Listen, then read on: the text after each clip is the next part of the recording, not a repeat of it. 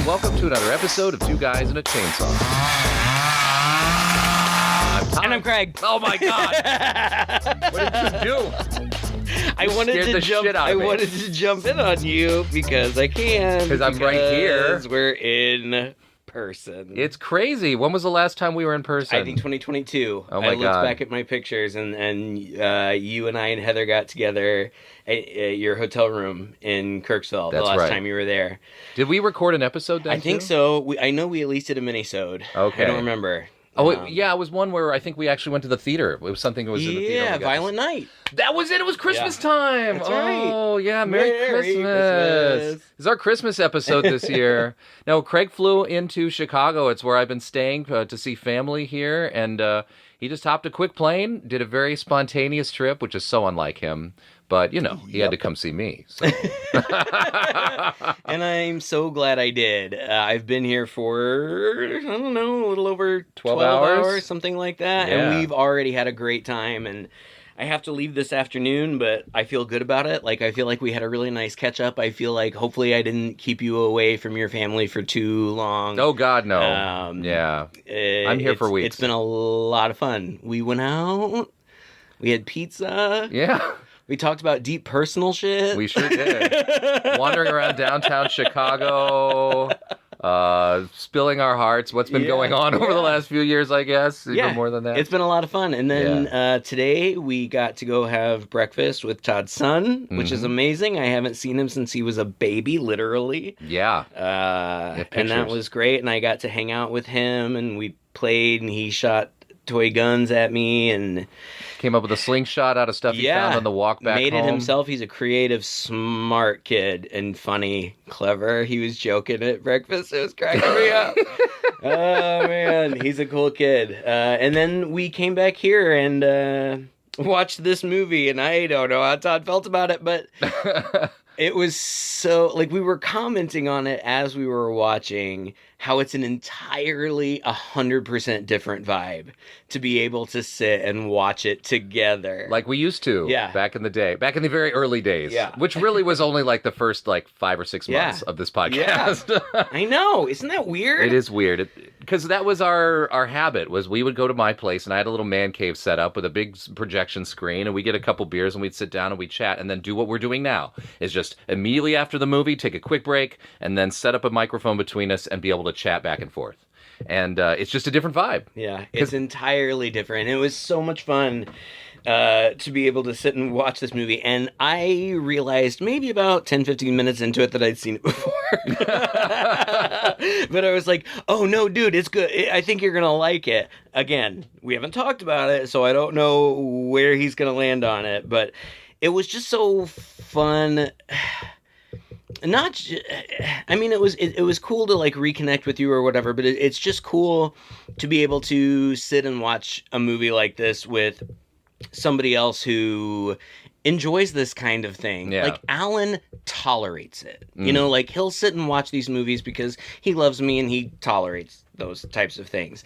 Sitting with you and joking and it's totally different, laughing at the movie and making comments and making fun of it in a lighthearted and fun and not serious or critical way. Just having a good time, just being able to share that good time with somebody else who's also having a really good time. That's fun. I miss it. It's what Christmas is all about. It is. Merry Christmas. The movie we're talking about is The Sacrifice Game, which is a 2023 film, so it's not too old. It premiered at a film festival and then immediately went to Shudder. And so I hadn't really heard of it before, but it had been a request from our patrons as a suggestion for something we could do for Christmas. And as we had explained last week, Craig had put up a little poll and asked them, what Christmas movies do we want to do? And this was one of the three. So the one we did last week was one of the three. That was the one that won out. Right. And we were like, well, this one was runner-up, and I'd kind of like to see it. So me too. And I said, well, we didn't say we wouldn't do the other ones. We just asked them which one they wanted us to do next. next, and then we did. Exactly. So we held up our end. We just eliminated one from the list. So here we are. Sacrifice Game 2023. I honestly had never heard of it before, but I also don't have Shudder. So if I had Shudder, maybe I would have seen it pop up. But you had seen it. Was playing in the background while you were grading papers. Maybe something. I just know that I have seen it, but I was telling Todd, like, I just really keep up on this stuff. Like, I keep up on the new horror releases, especially ones that are Shudder originals, because, or, you know, when I say Shudder originals, like, sometimes they produce the films themselves, but more often than not, they just buy the rights to it. So it's a Shudder original. I imagine that's probably what is going on here. But they do get quality content. Like, most of the Shudder originals are quite good. Yeah. And so I keep up with them. And I don't remember when I saw this. And it was just among one of the many movies that I watch all the time. So I didn't immediately remember it, even watching it. I knew that opening scene. That opening scene where I was like, okay, 70s slasher, okay, got it. That opening scene, I'm like, God, this seems familiar. Yeah. Well, it also seemed familiar because, like you said, it had the feel of a 1970s cult slasher movie.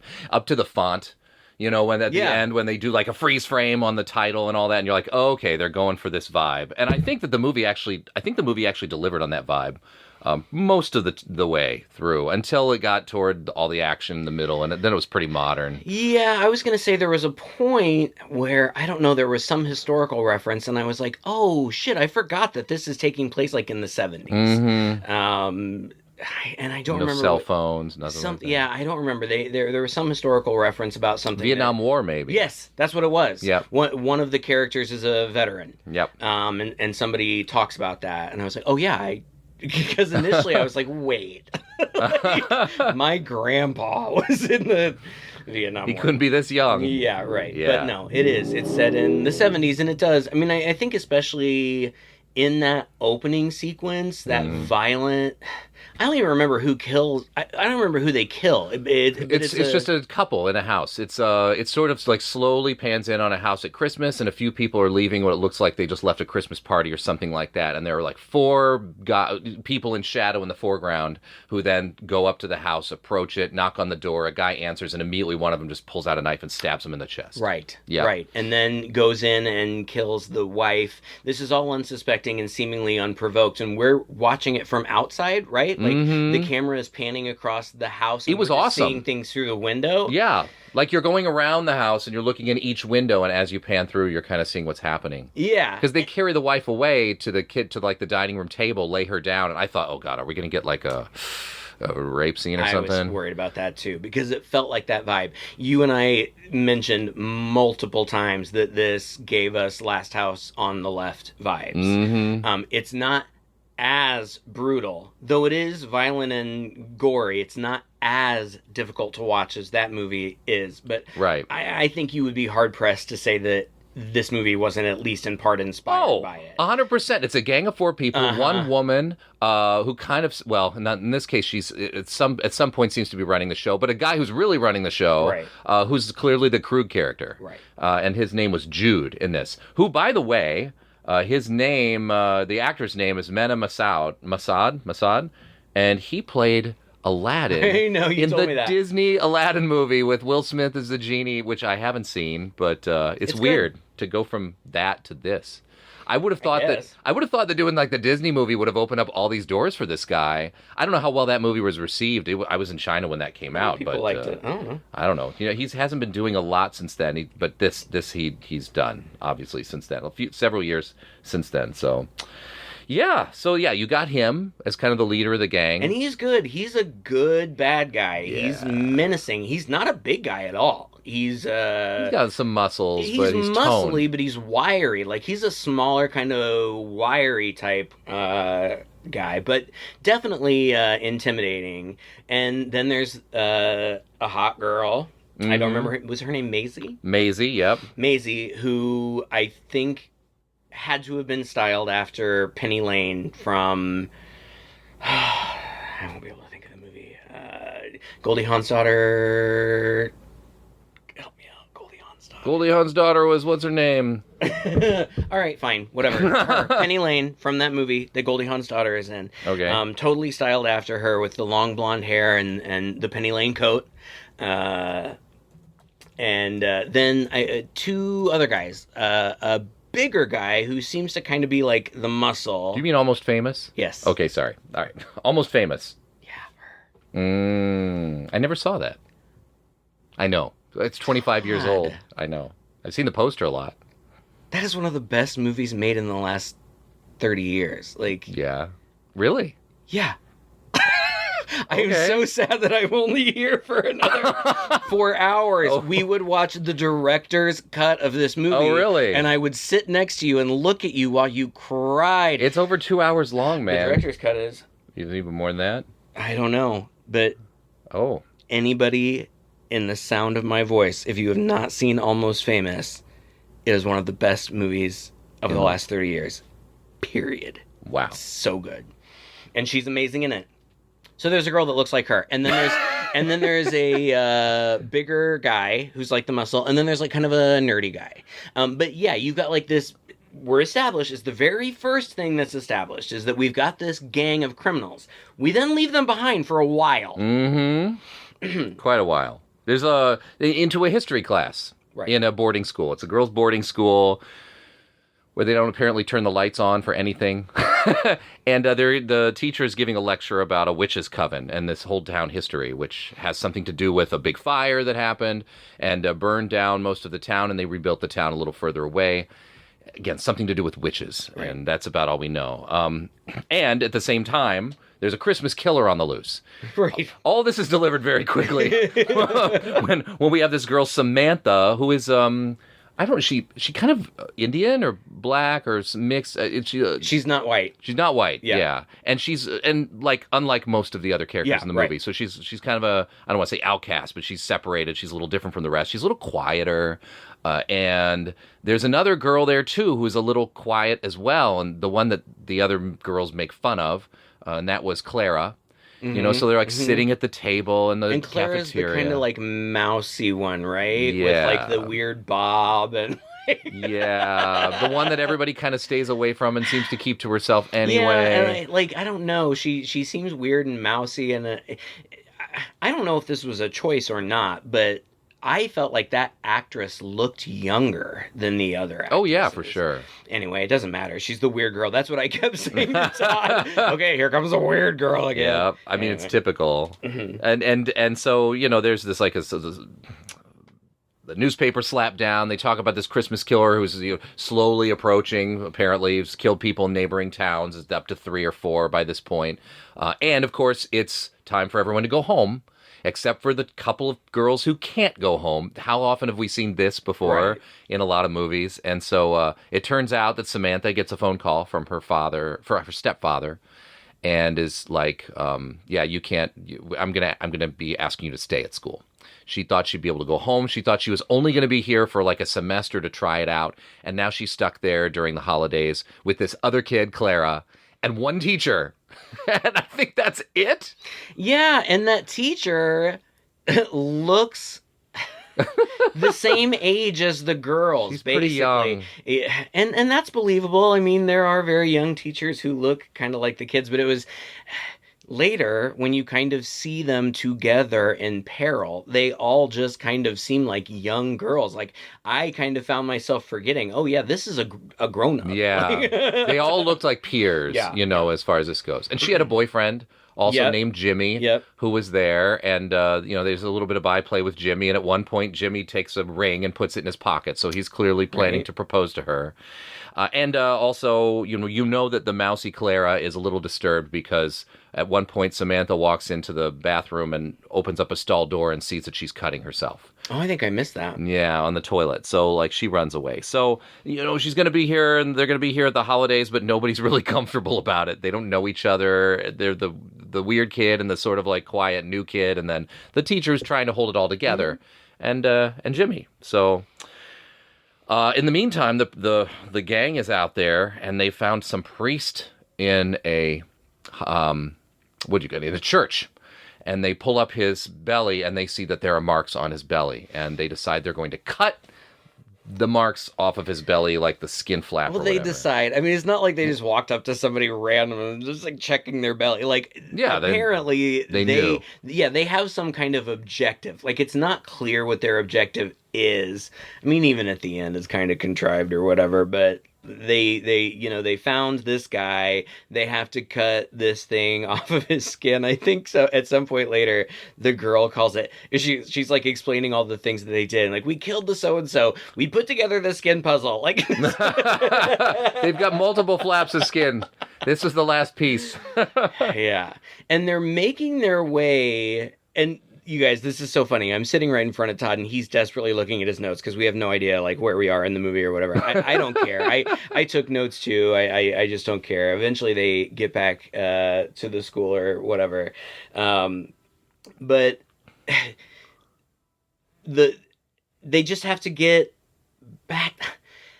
I can't remember. Oh gosh, I lost my train of thought. Something about when do we find out that they are summoning a demon? It's later. Right now, we just know that they've showed up at the school. Okay. There's this whole deal where, Rose, who is the teacher, is trying to make the other girls comfortable, especially Samantha, and is like, I can make some pie. The best pie crust has vodka in it. Why don't you go down to the basement? That's where we keep the vodka. Oh, right. You're a teenager. That should get you excited. And so Samantha goes to the creepy-ass basement where they store their vodka and nothing else, really, except a bunch of books. We were talking about how it looked like catacombs or like like ancient wine cellars under Paris or something, like, and it was all dark and very dimly lit. Yeah. And they go down there for vodka, I guess. Is that when they find Clara down there? Yeah, she sees Clara down there too. She picks up the vodka, but she also wanders a bit, and then she finds Clara, and it looks like Clara has been doing a lot of studying because there's a room down there. A huge table full of books. And like it's like this there's a little library nook in the catacombs. Yeah. And she's down there just hanging out like, hi. And we were laughing like, yeah, hi, I'm weird Clara. I live in the basement. So there's that. And they're like, okay, all right, cool. They sip some vodka, go upstairs. I don't remember what they do. What do they do? They just chat. Why does she have the books open? Does she say anything about it? No, she doesn't. But there's a lot of kind of dumb. I'm not going to criticize the movie too much because it's fine. There's nothing wrong with it. But some of the dialogue is a bit on the nose. Where we can see how this girl is and how she's a little quiet and how she's clearly socially awkward. And then as they come upstairs and they're putting things together, she's like, "I'm sorry, I'm just a little socially awkward because blah blah blah." There were some really great lines and scenes where both of us were like, oh my god! Why did you say that? This is bad, but in a fun way. Like I told you that I was excited that I had seen it before and that you were going to see it because I thought ultimately that you would like it. I was surprised. We're not going to get there yet, but there is a big twist ending, and I think you saw it coming. Mm-hmm. I didn't the first time that we watched it. Oh, okay. Not at all. It caught me off guard, and in hindsight, and watching it again, I'm like, okay, you're a dum-dum. Like, it's pretty obvious. But I didn't get it at the time. I don't. Oh, I did say that Claire says to somebody. Claire? Is that her name? Clara. Says to somebody at some point, I'm not good with human interaction. Oh. Interesting. I didn't catch that bit, but yeah. And then I have in my notes, and then the killers show up, in all caps, good part. I don't remember what happens. Well, it's sort of like your classic home invasion bit where the gang comes to the door and they're trying to talk their way in. And Rose shows up, and she's very uncomfortable. She looks very uncomfortable, and we are very uncomfortable. And these guys have basically the gang hit a deer on their way to the school, and that made them stop and deal with it. And at the same time, a cop showed up, and they had to take out the cop. And in the process of taking out of the cop, by killing him, the cop's gun went off from his hand, and he shot Doug, the kind of Nerdy-ish nerdy-ish one. guy in the shoulder. So they were like, yeah, we need our friend has been injured. We need just, to help him out. Can you just help us? And she really doesn't want to help them. She even offers to drive him to the hospital or something. And then Maisie pops in from behind and is like, well, you can just go to this room here and grab the stuff. And Rose is like, what are you talking about? Maisie's like, oh, yeah, I was a student here. And don't such and such girls, don't we stick together and help each other out? So now it's interesting. Like, at this point, before that moment, I didn't realize they were actually making their way to the school. I thought they just stumbled into the school, But no, it was part of their plan. They needed to end up at the school. And Maisie was a key part of that. And it turns out Maisie has the plan. So they enter, and then, again, I turned to Craig, and this whole scene in the kitchen was very Last House on the Left vibes. Like when the girls go to buy pot, and they're in the apartment with that gang of people, and they're trying to sort of act normal and friendly, but they're super sinister, and the girls are immediately uncomfortable. That's exactly what was going on in this kitchen. And at that point, you realize this Jude guy is the Krug character, because that's exactly how he's acting. Yeah.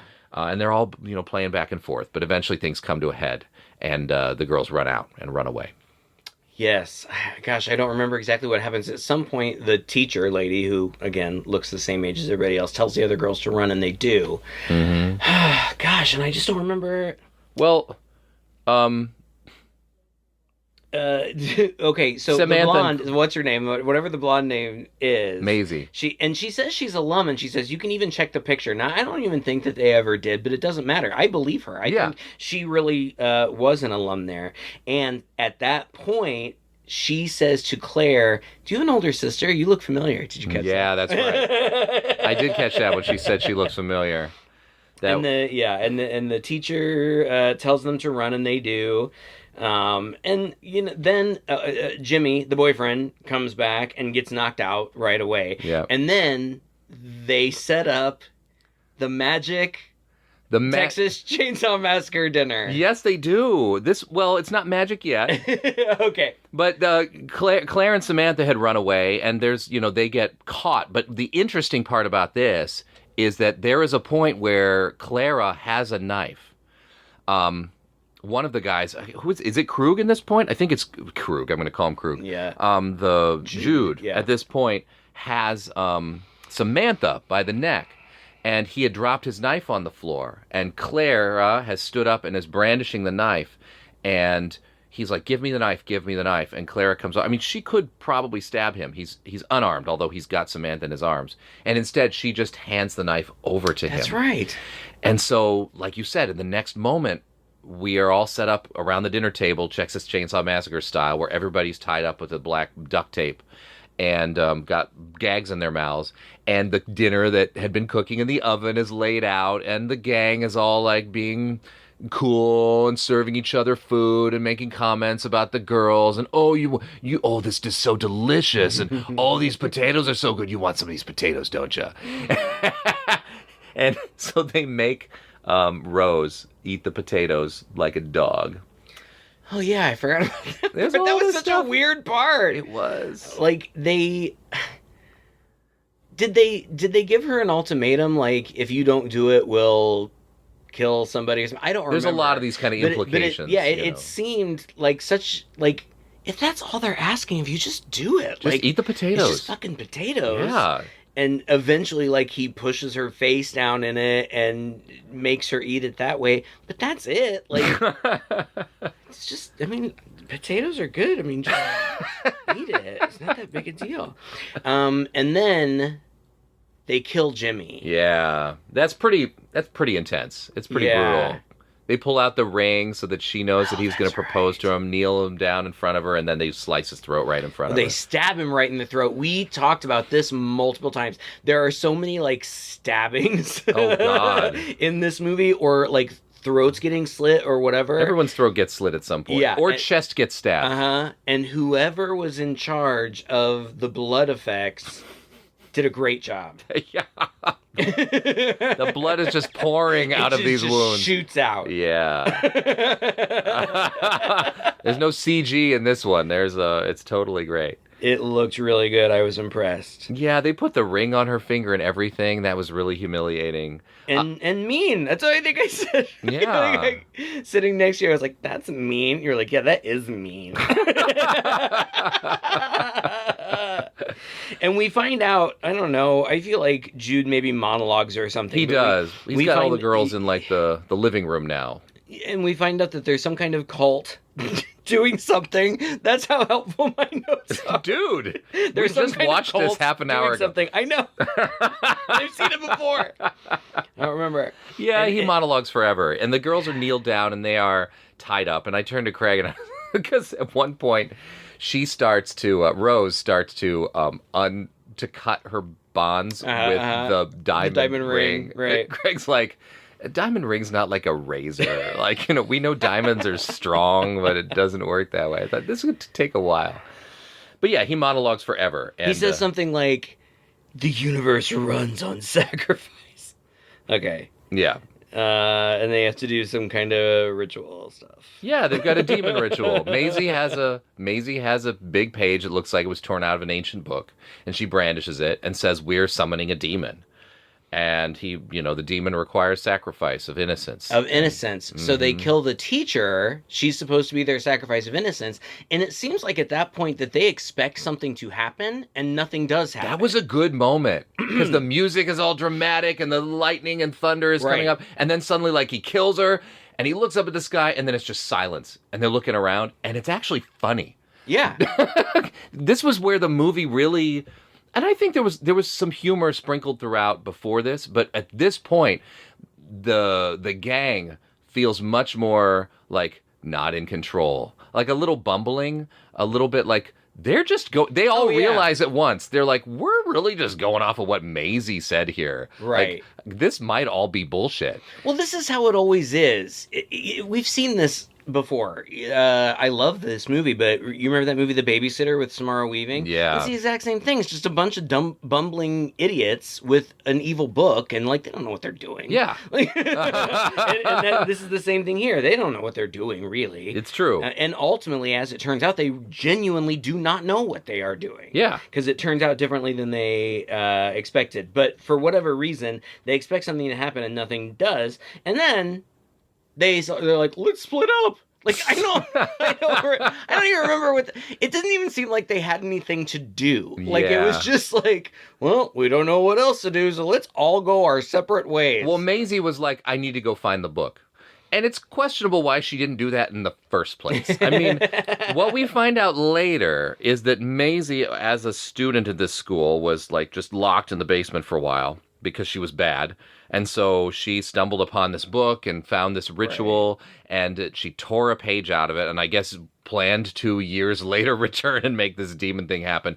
It's weird. It's kind of, when you really think about it, it's kind of dumb. I may have missed all of that. When you think about it, it's pretty contrived and it's a little silly, but she's like, okay, well, we must have missed something, so I need to go back and find the rest of the book. So that's why she goes down to the basement. Jude also ends up down there as well with her as they're going through, and he finds... And he slowly starts to convince himself that he has actually been possessed by the demon. Right. Like, maybe it did work, and now he's incarnate. And so they kind of...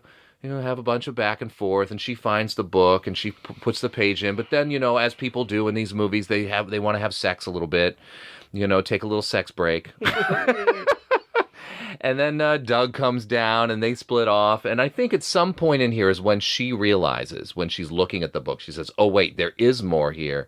And what we've been doing is not a demon summoning ritual, it's a demon unleashing or something like that. Yeah. I wrote it down. Unbinding. Yes, unbinding. Yeah, and meanwhile, upstairs, the two girls, yeah, that's right. I can't remember their names, but Clara and Stephanie, is that her name? What's the Maisie? Oh. The two Claire and Samantha. Yes, Mm-hmm. yes, Claire and Samantha. They are upstairs and they're being held by, I don't remember his Doug name. and Grant. Yeah, the bigger guy. And Clara is talking a lot, and she's talking a lot to the guy. Mm-hmm. And the guy that's, keeping them captive or whatever. And I don't remember exactly how it happens, but she's talking and talking and talking at him, and as the viewer, something's going on. Yeah, she's too good at this. Yeah, Yeah. right. Like, what is this isn't just normal. And eventually she leans and whispers in his ear, "Hell is waiting for you," right? Yeah. And then we see a montage of all of the other bad guys hearing that as though it's being whispered into their ear too. Yeah. So we've learned that they weren't doing a summoning, they were doing an unbinding, and now this girl, and at this point, now I was a big dum-dum and didn't see it coming before this, but at this point, if you don't see it coming, like, you're missing. You're should napping. know what's going on. Yeah. Right? So she's it. She's the thing. Mm-hmm. And I don't know who the actress was. I didn't look it up. The one who played Clara. Clara? Right? That's her name, right? Yep. Georgia Aiken. I don't know anything about her, but what I will say was I might have made a snap judgment about her performance if I had only seen the first half of the movie. Seeing the second half of the movie where her personality changes, I think that the shift and the contrast works. Right. I think that initially, early on in the movie, she had honed the skill over decades, if not centuries, we're led to believe. Right. Of fading into the background. Yes. And that's what she was doing. And now here, when she's reestablished and regained her power, it's not like she all of a sudden becomes like Wanda, it's not like she's floating up in the air, but she becomes much more confident and doesn't seem to be particularly worried. Like, yeah, like she's been in control. Won. Yeah, and she's been in control this whole time. Right. I mean, it turns out she has actually attracted them there. Yes. She has had some influence, but she's trapped there, obviously, as a demon in the building or whatever. I mean, later we find out that it's because it's all back to that whole historical thing, where the townspeople apparently had tried to do a summoning ritual, had second thoughts about it, didn't quite complete it, or ended up binding the demon, and that's what started the whole fire. And then, that's and that's why she's trapped there, mm-hmm. right? And what the bad guys, the group of bad guys, had done was the first part of it. And what they had known that they had to do was that they had to make a sacrifice of an innocent. Mm-hmm. We find out later that there's a second part of it. Part 2. And they have to sacrifice the guilty. Yeah. And I don't remember in what context, but she tells somebody, "I can't kill you." I think this is later. I think somebody says to her, "Are you going to kill me?" or something, and she's like, "No, I can't kill you. You either have to kill yourself or you have to kill each other." Yep. Yeah, it's a good moment here, actually, when she sort of reveals this at the same time we learn it in a different way. Because Doug and Maisie, maybe Maisie sees the yearbook that Jude had pulled off the shelf to look up her picture, and is like, "But I recognize this girl," and she's like, "Oh my God, she was in my class." And then she goes back and they look at all the photographs on the wall, and they see that she is in every single class picture all those years. And at first I'm like, "Oh my God, come on, this is not." I liked it. It was cool, and it's a demon, and she can cloud people's minds. She's like the shadow, so she just kind of made it happen. So it was a cool concept. I actually really like that concept. At the same time, Maisie ends up stabbing Jude, I believe, right? Yeah. Upstairs. Jude comes back upstairs. He's acting like he's hot shit. Yeah, he thinks that he is the vessel or whatever, and I feel like he carves some stuff into his chest or he something. does all I don't this know stuff. what he's doing. He thinks like you said, he thinks he's hot shit. He thinks that he's the dude or whatever, but he's not. Mm-hmm. And she kind of takes him out temporarily, and she does this weird dance thing. Oh yeah. And this 70s era music is playing in the background. It had with a little bit of those vocalizations that sounded very much like a Goblin soundtrack, I thought. And this was a part where I'd sort of forgotten that they were kind of going for this vibe of the 70s because it doesn't really stylistically, it's not really shot that way. No. But this music bit came in, and when she did this weird dance and she's exposed her stomach so that she can see that she has all these markings on her stomach and on her arms and everything and all that. Now you see, okay, like she is creepy as hell. And that was a good moment. I really liked that. And again, it was like a throwback to that kind of stuff. I feel like it's a thing right now. Like, there's the viral Wednesday dance, like Wednesday Addams thing, and the Megan dance. Oh, like, yeah. I feel like these moments where weird girls dance. They got to fit it in now. Thing. But I liked it too. I did. It's like the early aughts when you had to do like the Sadako walk, Remember the jumpy people crawling across the floor, the long hair? This is like the new version of that. Yeah, so she does the creepy dance, and then, like you said, they end up bound magically, and it took us a while to sort this out. Todd noticed it right away. He's like, why are their bindings sparkly? And I was like, I don't know, dum-dum, like... just the light reflecting on it or whatever.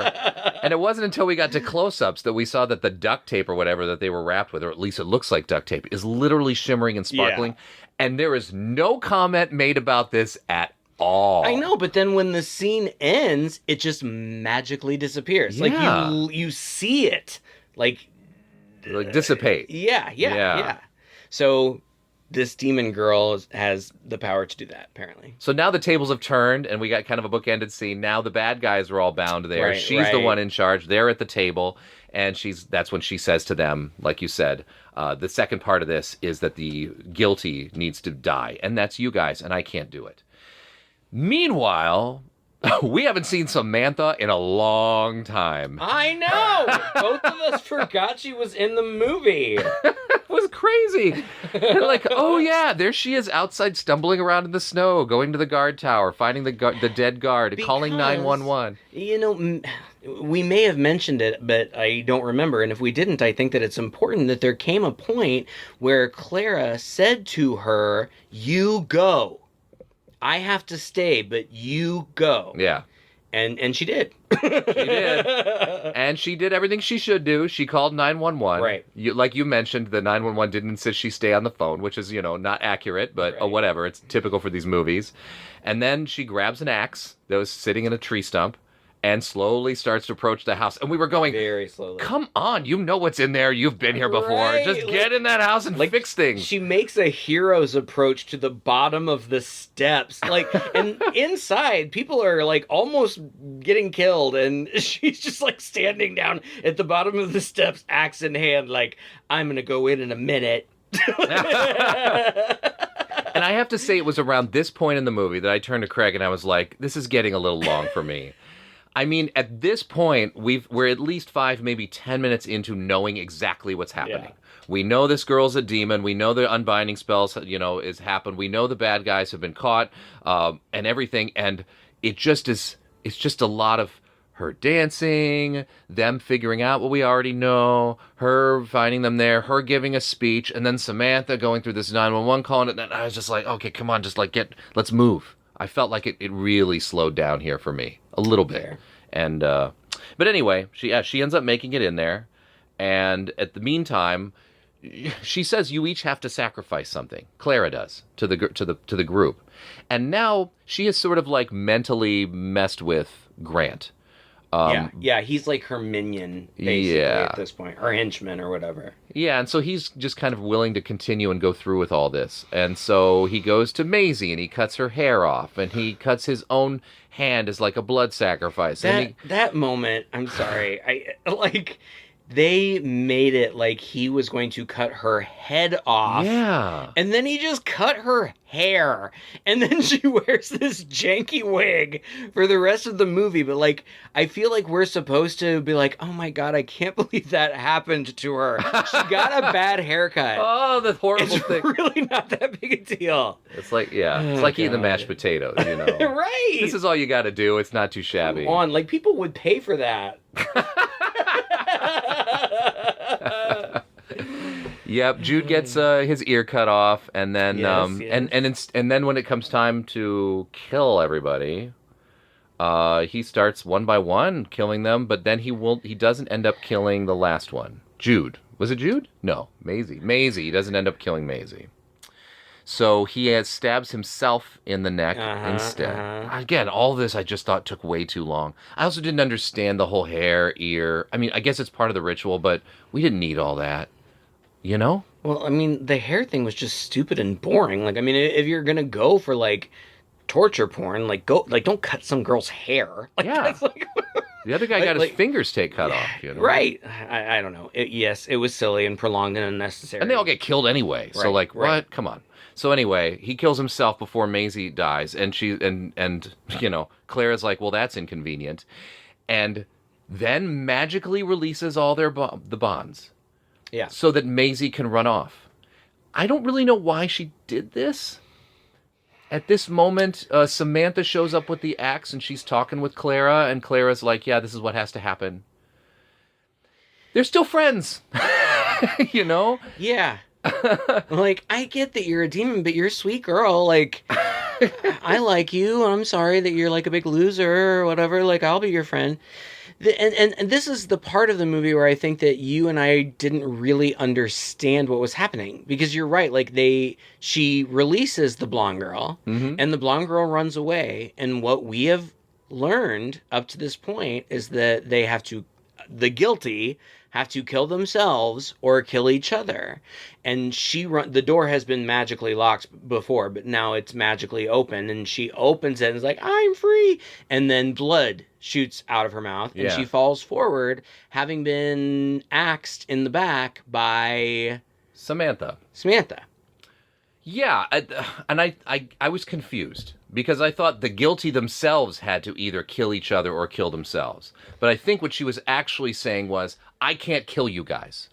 So you either have to kill each other or kill yourselves, because you're the only ones left. Okay, yeah. I think that's what it was. I think that's right. So eventually, like, when Samantha shows up, it's more convenient. Oh, she could actually do it too. Right. Even though she's not a guilty person. Well, and like, it's not even as though Clara necessarily sets her up to do it. No, it's just a happy accident she showed back up. Well, I think that it's just like Samantha, or whatever her name, makes that choice. Like, she likes that demon girl. Yeah, she wants to set her free. Yeah, she wants to set her free. Yeah. And fuck that blonde girl. Who cares?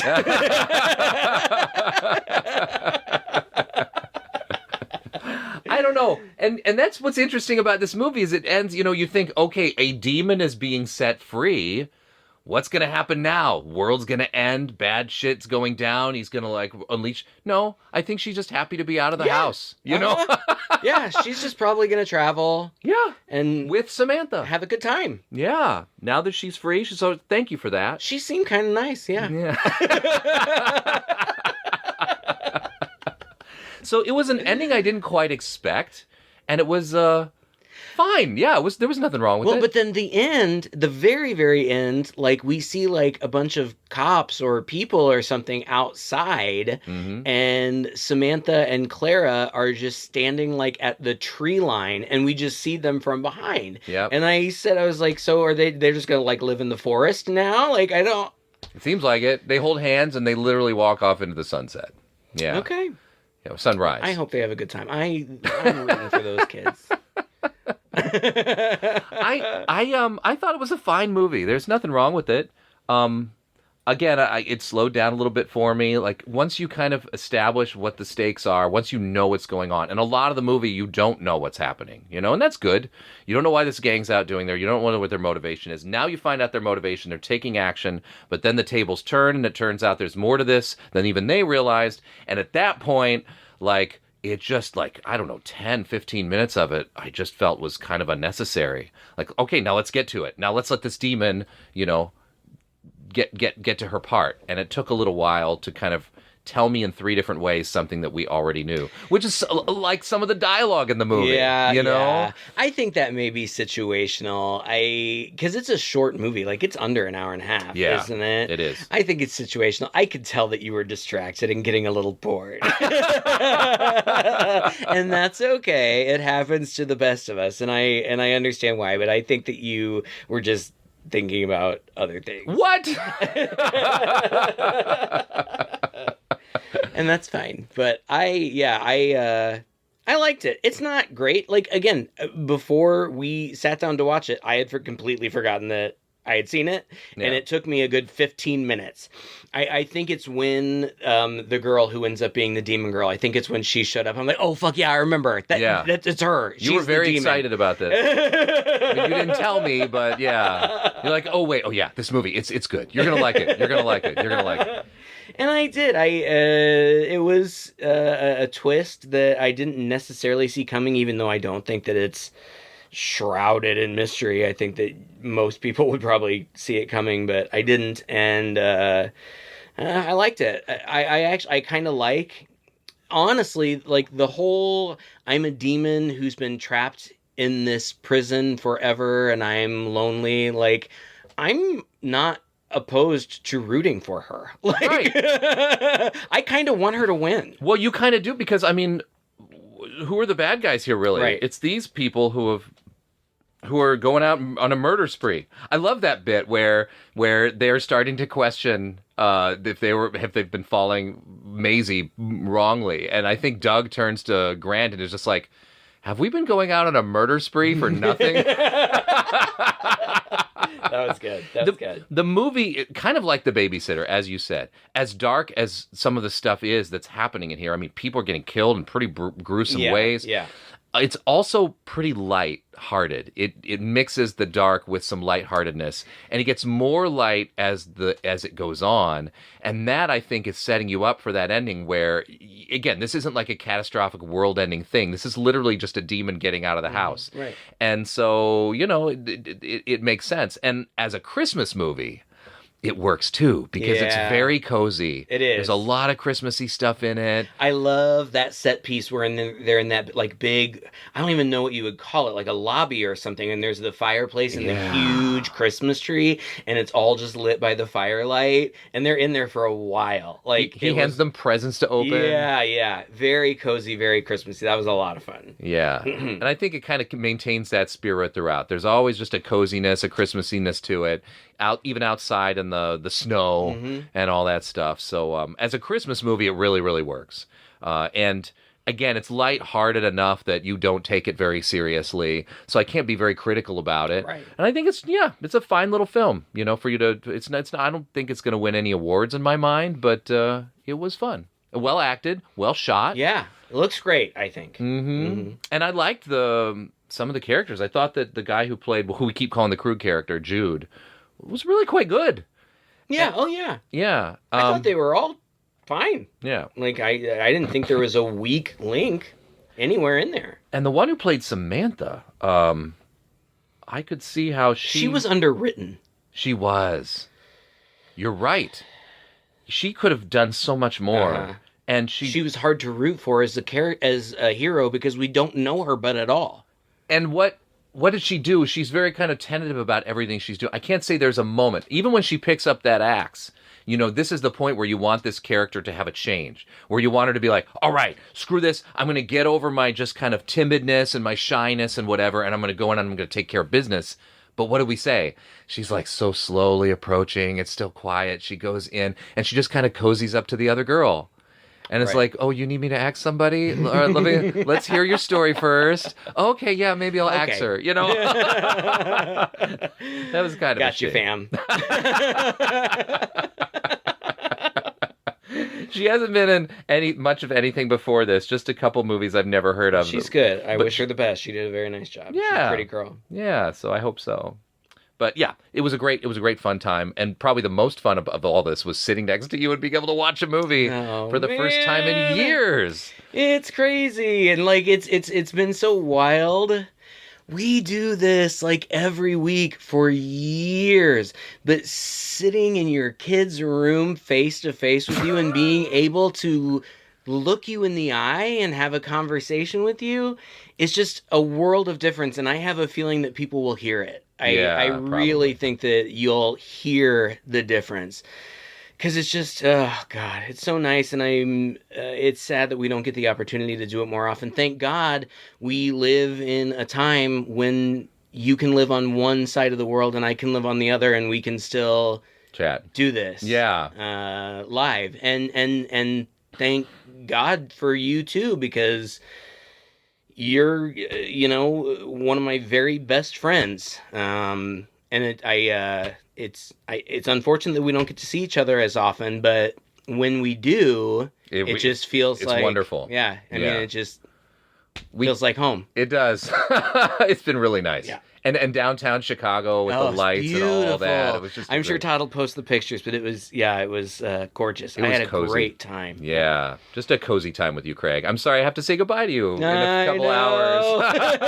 This was a short trip for you. It was, but it was a good one. Yeah. And I feel good about it. We squeezed a lot of quality time into 23 hours. Yeah.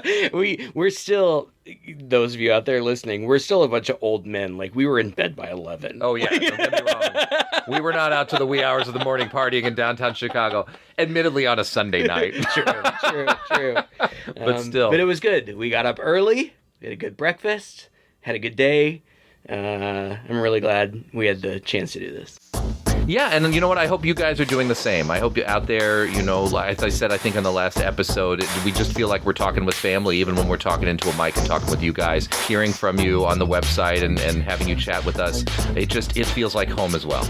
We've made so many great friends through this podcast, through this year. New friends this year. Yeah. We know we're going to make new friends next year. If you want to come in the back behind the scenes and join our book club or any of those places where we do talk a little more intensely with our listeners, join our Patreon. Patreon.com/chainsawpodcast is where we meet up with those people. But you don't have to do that. You just message us on the website, chainsawhorror.com. Send us a note, a message. We love to hear from you. And we're so grateful for you at the end of the year here, just that you're listening with us, that you're out there giving us a reason to keep doing this year after year. And I'm excited to see what 2026 is going to bring. Until next time, I'm Todd. And I'm Craig. Merry Christmas, Happy New Year, Happy Holidays from two guys and a chainsaw.